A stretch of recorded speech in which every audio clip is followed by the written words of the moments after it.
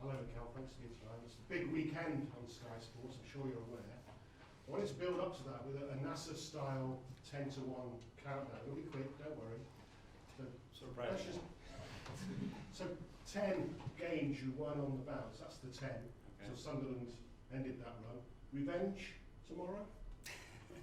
Another opportunity to win, to be better than the position and then the right to win again, that's it.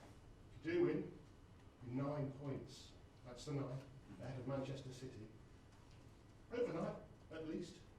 Is that a big statement at this time of the season? The statement is that we do what we have to do, and it's going to be a really tough match. I think they've been in an incredible run all season and what they've been doing, so we know the complexity of the match. 8. The number of letters in Rosinia. Okay. You've been thinking about that all night, or your wife involved? Also 8 letters in encroach. Okay. And he seems concerned about what he thought was a lack of etiquette before the Carabao Cup semi-final second leg. Do you think he's overreacting?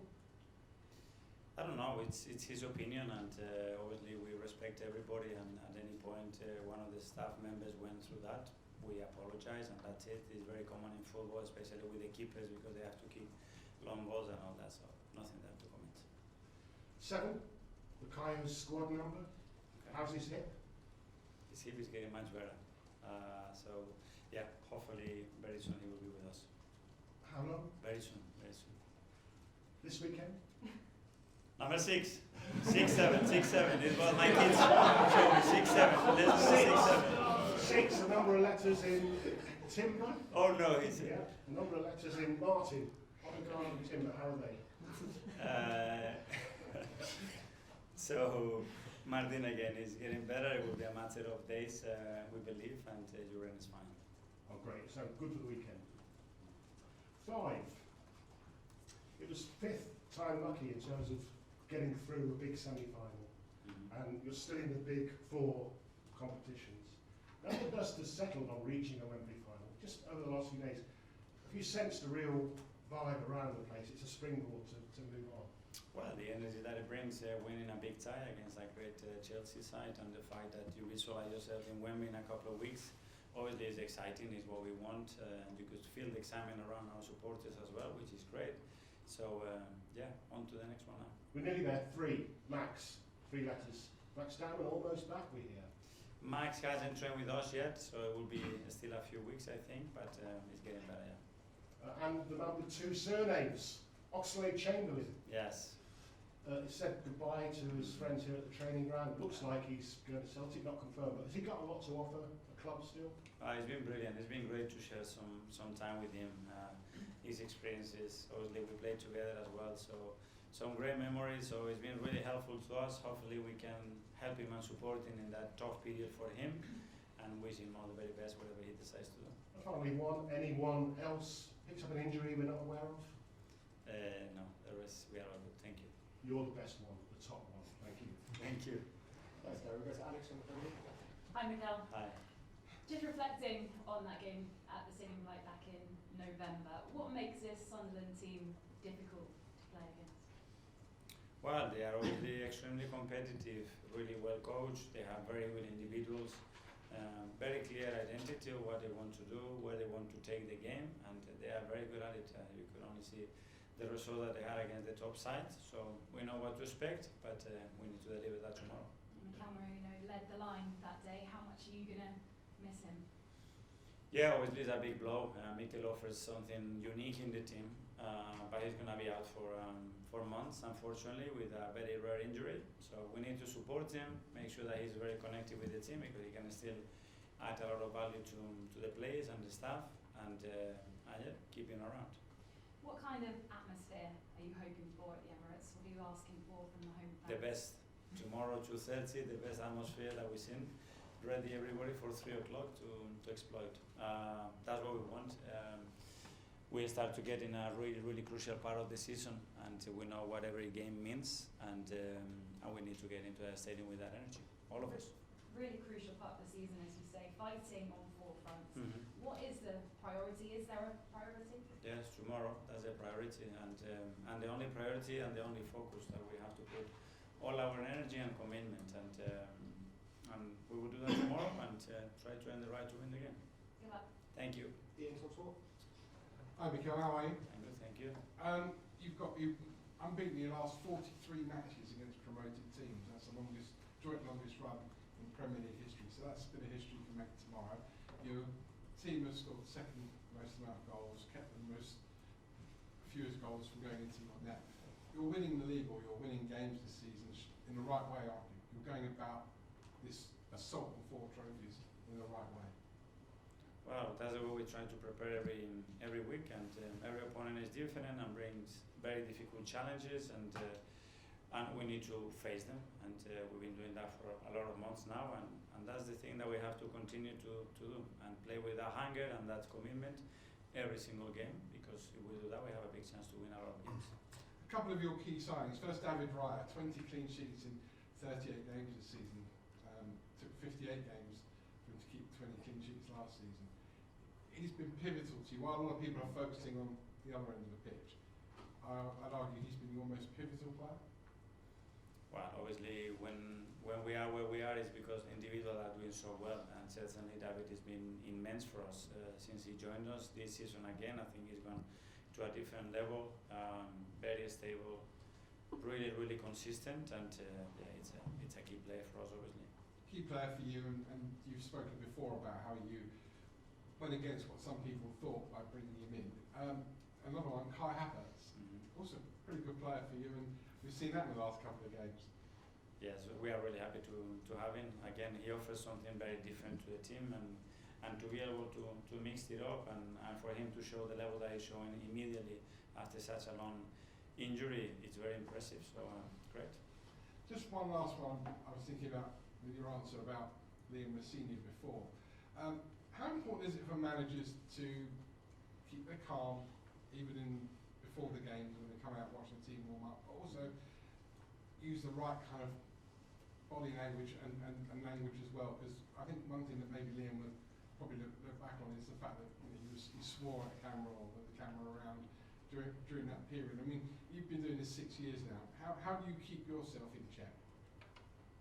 I don't know. Sometimes it's difficult because we cannot be aware constantly about everything, and we are human beings and we react to things. So I think it's normal. I try to give the right example always, and if that's the intention, that's okay.